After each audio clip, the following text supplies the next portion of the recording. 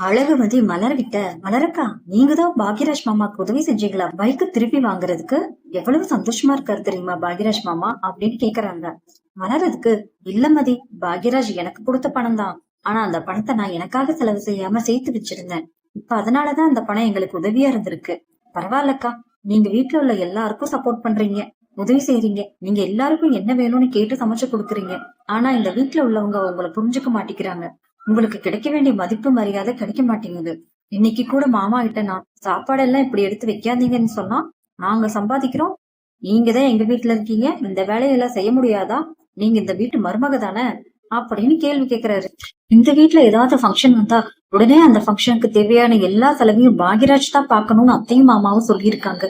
என்னதான் பாக்யராஜ் நல்லா சம்பாதிச்சாலும் அந்த பணத்தை அப்படியே மாமாட்ட கொடுக்கறதுனாலதான் என்ன செய்யறதுன்னே தெரியாம நிறைய கடன் வாங்குறாரு. இப்ப அந்த பிரச்சனையை சமாளிக்க முடியாம கஷ்டப்படுறாரு. பாக்யராஜ் வண்டி திருப்பி கிடைச்சிருச்சுங்கிற சந்தோஷத்துல எல்லாருக்கும் ஸ்வீட் வாங்கிட்டு வர்றாரு. மலரு மலரு, உனக்கு இன்னைக்கு நான் ஸ்வீட் எல்லாம் வாங்கிட்டு வந்திருக்கேன். எனக்கு எதுக்கு இதெல்லாம் பாக்யராஜ் அப்படின்னு மலர் கேக்குறாங்க. ஏன், உன்னுடைய பிறந்தநாள் முடிஞ்சு போச்சு, நீ செஞ்ச உதவியாலதான் எனக்கு என்னோட வண்டி திருப்பி கிடைச்சிருக்கு. நான் உன்னை சந்தோஷமா பாத்துக்க வேண்டாமா? பாக்யராஜோட அப்பா கேக்குறாரு. என்ன பாக்யராஜ், ரொம்ப சந்தோஷமா இருக்கிறியா? எனக்கு எதுக்கு இந்த ஸ்வீட் எல்லாம் கொடுக்குற? நீ மலருக்கே கொடுக்க வேண்டியது தானே. ஏன்னா இந்த வீட்டுல மலர் மட்டும்தானே உன் மேல ரொம்ப அக்கறையா இருக்கா? உனக்காக சப்போர்ட் பண்றது மலர் மட்டும்தானே அப்படின்னு நக்கலா கேக்குறாரு. ராஜலட்சுமியை விடாம மலருக்காக பாக்யராஜ் இப்படி செலவு செய்வான், ஆனா சம்பள பணத்தை நம்ம கிட்ட கொடுக்க கூடாதுன்னு இப்படி மலர் வந்து பேசுவாளா? எதுக்கு இப்படி தேவையில்லாம செலவு செய்யணும்னு கேக்குறாங்க. பாக்யராஜ் உடனே, உண்மையாவே மலர் மட்டும் உதவி செய்யலைன்னா எனக்கு என்னோட வண்டி கிடைச்சிருக்காதுப்பா, நான் தான் கஷ்டப்பட்டு இருப்பேன். இந்த உண்மையை உங்ககிட்ட சொல்ல வேண்டாம்னு நினைச்சேன், ஆனா நீங்க மனசு வேதனைப்படுவீங்கன்னுதான் இப்ப எனக்கு புரியுதுப்பா. மலர புரிஞ்சுக்காம இப்படி எல்லாம் பேசுறீங்க. நீங்க சொன்னீங்கன்னு தானே நான் கடன் வாங்கினேன்.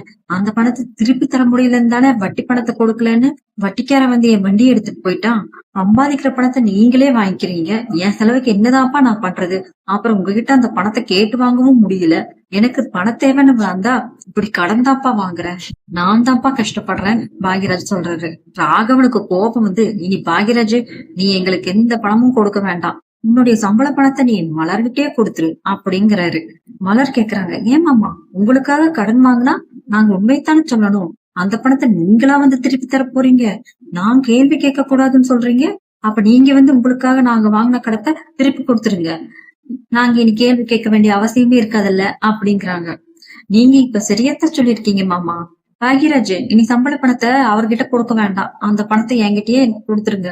நானும் இந்த வீட்டு மருமக தானே, எந்த பிரச்சனை வந்தாலும் உங்ககிட்ட நான் கேள்வி கேட்க முடியாதுல்ல, நானே இனிமே எல்லா செலவையும் பாத்துக்கிறேன் அப்படின்னு மலர் சொல்றாங்க.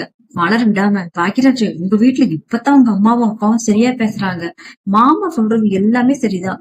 இனி இந்த கடன் பிரச்சனை சமாளிக்கணும்னா நீ சம்பள பணத்தை என்கிட்டயே கொடு, அந்த பணத்தை நானே சேர்த்து வைக்கிறேன். இனி இப்படி இவங்க பேச்சு கேட்டு நீ நிறைய கடனும் வாங்க வேண்டிய அவசியம் இருக்காது. மாமாவும் அத்தையும் இப்பதான் தெளிவா நம்மளை பத்தி புரிஞ்சுக்கிட்டாங்க. ராஜலட்சுமி அதிர்ச்சி ஆயிட்டாங்க. பாத்தீங்களா பாத்தீங்களா, நான் சொன்னேன்ல, இனி மலர் நம்ம பேச்ச கேட்க போறது இல்ல, எப்படித்தான் தேவையில்லாம பேசி பிரச்சனை செய்ய போறான்னு பாத்தீங்களா? மலரு எப்படி எப்படி எல்லாம் எதிர்த்து பேசுறான்னு பாருங்க. மலர் அவங்க அத்தையை பார்த்து, அத்தை, நான் சரியாதான் பேசுறேன், நீங்க தான் புரிஞ்சுக்காம பேசுறீங்க. ஏன் வீட்டுக்காரர்கிட்ட வந்து எதுக்காக இப்படி கேள்வி கேக்குறீங்க? அத்தை, பாக்யராஜுக்கு நான் சப்போர்ட் பண்ணி பேசுறேன், இனி எனக்கு எந்த பிரச்சனையும் இல்ல. ஏன்னா நீங்களே சொல்லிட்டீங்கல்ல, பாக்யராஜ் நீ மாசம் மாசம் உனக்கு கிடைக்கிற சம்பள பணத்தை என்கிட்டயே கொடுத்துருன்னு. மாமாவும் அத்தையும் நம்ம கிட்ட கேள்வியே கேட்க மாட்டாங்க. அது மட்டும் இல்லாம நீ இவங்க பேச்சு கேட்டு நீ தேவையில்லாம கடனும் வாங்க வேண்டாம் அப்படித்தானே அத்தைன்னு அவங்க அத்தையை